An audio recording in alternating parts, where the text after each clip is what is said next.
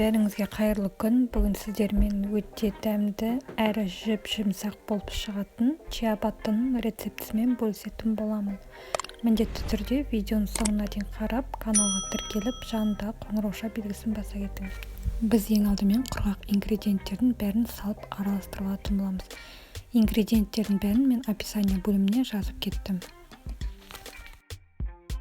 Міне біз жақсылап араластырып алдық. Содан соң үстіне жылы суымызды құйып, миксердің қамыр илейтінімен айналдырып алатын боламыз. Чиабаттың қамырында судың мөлшері көп болғандықтан қолға жабысады. Қолға илегенде, содан соң мен миксермен осылай айналдырып алып жатырмын. Осылай жақсылап айналдырып алған соң 2 сағаттай көлемде бетін жауып, бөлме температурасында тындырып қоятын боламыз. Міне 2 сағаттай көлемде уақыт өтті. Біздің қамырымыз өте керемет болып ісініп шықты. Содан соң біз қамырымызды түсіріп алу үшін ең алдымен ұнымызды төсеп аламыз. Содан соң қамырымызды толықтай ыдысымыздан түсіріп алатын боламыз.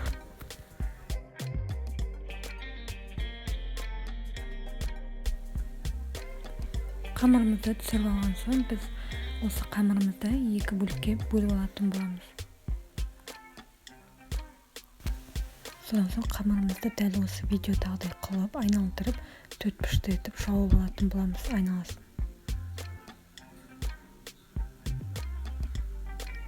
Екіншісіне дәл солай жауып аламыз.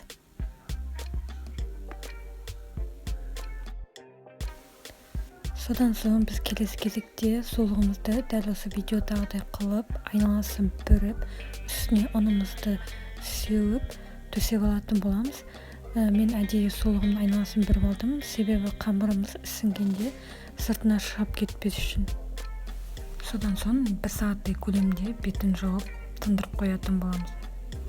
Міне 1 сағат көлемінде уақыт өтті. Біздің қамырымыз өте керемет болып ісініп шықты. Содан соң біз тақтайымызға қамырымызды ыңғайластырып түсіріп аламыз. Содан соң қалыпқа орналастыратын боламыз.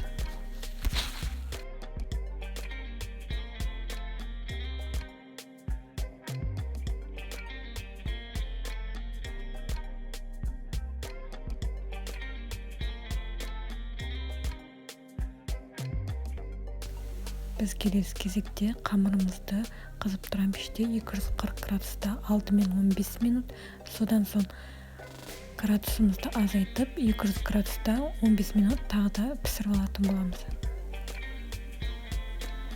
Міне біздің чиабаттыларымыз да дайын болды.